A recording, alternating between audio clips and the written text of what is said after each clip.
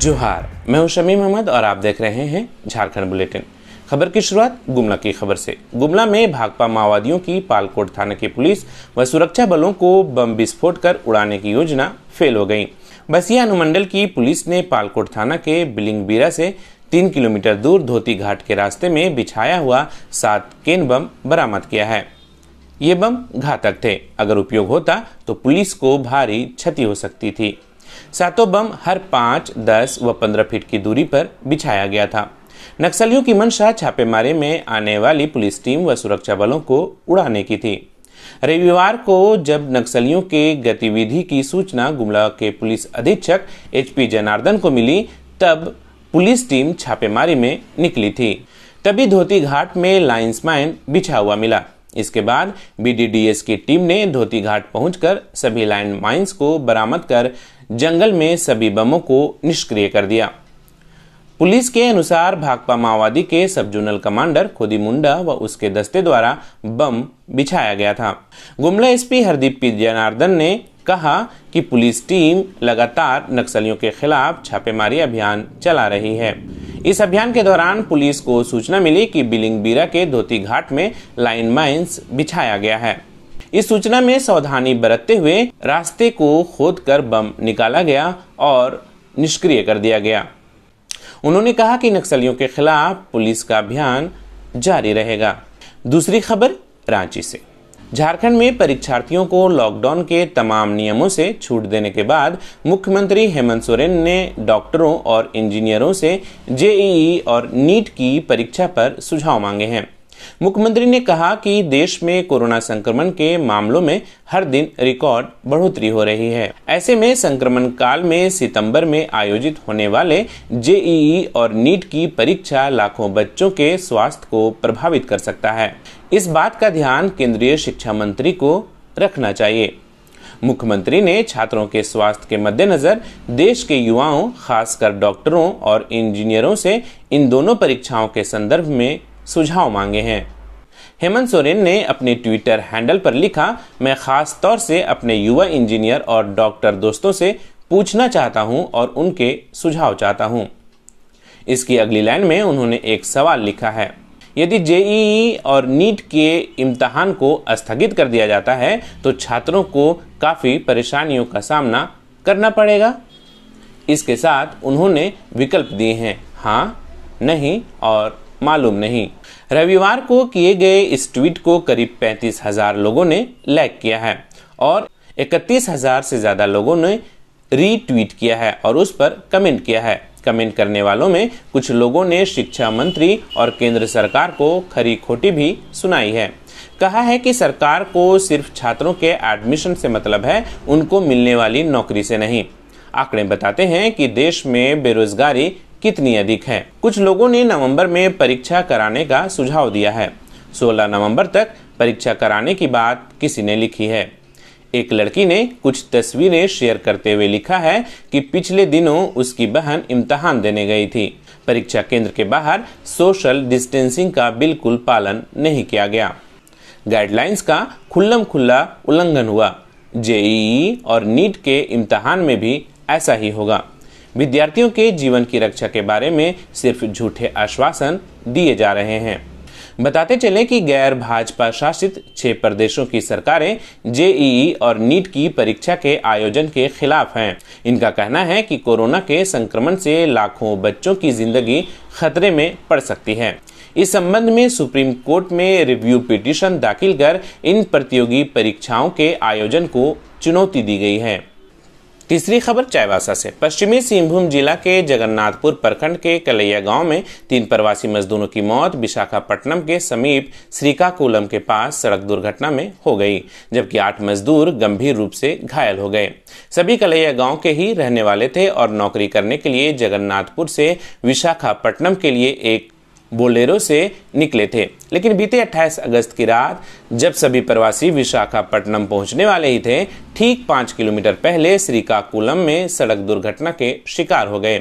तीनों मृतकों का शव और सभी घायल मजदूर रविवार की सुबह कलैया गांव पहुंचे, जहां मृतकों का अंतिम संस्कार कर दिया गया। तीनों मजदूरों के शव गांव पहुंचते ही पूरे गांव में मातम छा गया। इस बीच सांसद गीता कोड़ा भी गांव पहुंच तीनों मृतकों के शव पर आदिवासी परंपरा के अनुसार कफन दान किया, फिर परिजनों से मिली। मीडिया से बात करते हुए सांसद का गुस्सा प्रशासनिक अधिकारियों पर जमकर फूटा। सांसद ने साफ कहा कि जब सरकार ने रजिस्ट्रेशन के बिना किसी मजदूर को बाहर नहीं भेजने की अनुमति दी है, बावजूद इसके मजदूर जा रहे हैं, तो इसके लिए संबंधित अधिकारी पूरी तरह दोषी हैं और इस मामले में वे सीएम हेमंत सोरेन से सीधे बात करेंगी। सूचना मिल गई थी कि कलैया गांव से करीब 11 लोग मजदूर बोलेरो में विशाखापट्टनम की ओर जा रहे थे और वो दुर्घटनाग्रस्त हो गई 28 की रात को, और इसमें 3 मजदूर यहाँ के डेथ कर गए, बाकी मजदूर घायल हैं। मैं उन्हीं को आज देखने के लिए आई थी। ये बड़ा दुखद घटना है। लॉकडाउन की अवधि में कई मजदूर बहुत ही बुरी स्थिति में या बहुत तकलीफ से लोग वापस अपने घर आए और आज मज़दूरों को गाड़ियां भेज करके, हवाई जहाज़ की टिकट दे करके कंपनियां उनको वापस बुला रही है। ये अच्छी बात है, ठीक है, कंपनी ले जाए काम कराने के लिए, और लेकिन यहाँ रजिस्ट्रेशन की व्यवस्था है। सरकार ने मज़दूरों की सुरक्षा को देखते हुए रजिस्ट्रेशन की व्यवस्था कराई है, लेकिन कहीं ना कहीं इसमें नाकामी हुई है, चूक हुई है, प्रशासनिक चूक हुई है। आज जो निचले स्तर के पदाधिकारी है वो सही ढंग से अपनी काम को नहीं कर पाए, जिसके वजह से आज ये इतनी बड़ी घटना हुई है कि एक ही गांव में 3 लोगों की मृत्यु हुई है। ये बड़ा दुखद है। मैं इस घटना को लेकर के मुख्यमंत्री से भी जिक्र करूंगी कि आगे ऐसी घटनाएं ना हो। चौथी खबर जामताड़ा से। देश भर की पुलिस की नाक में दम करने वाले जामताड़ा के साइबर अपराधियों को सलाखों के पीछे डालने के लिए जिला की पुलिस ने कमर कस ली है। जामताड़ा की साइबर थाना पुलिस को अगस्त के महीने में अच्छी खासी सफलता भी हाथ लगी है। 4 दिन में 7 अपराधियों को पुलिस ने धर दबोचा। बीते 10 दिन के अंदर लगभग 1 दर्जन साइबर अपराधियों को सलाखों के पीछे पुलिस ने पहुंचा दिया है। रविवार को साइबर थाना पुलिस ने साइबर अपराधी की दुनिया में कुख्यात सीताराम मंडल के चचेरे ससुर नंदलाल मंडल और उसके दोस्त विक्की मंडल को गिरफ्तार कर लिया। दोनों तारापीठ से पूजा कर नंदलाल मंडल, विक्की मंडल और 2 अन्य लोग लौटे थे। इन दोनों की गिरफ्तारी के साथ साथ पुलिस ने इनके पास से एक वर्ना कार भी जब्त किया है। पुलिस को सूचना मिली थी कि तारापीठ से पूजा करके नंदलाल मंडल, विक्की मंडल और 2 अन्य लोग लौटे हैं।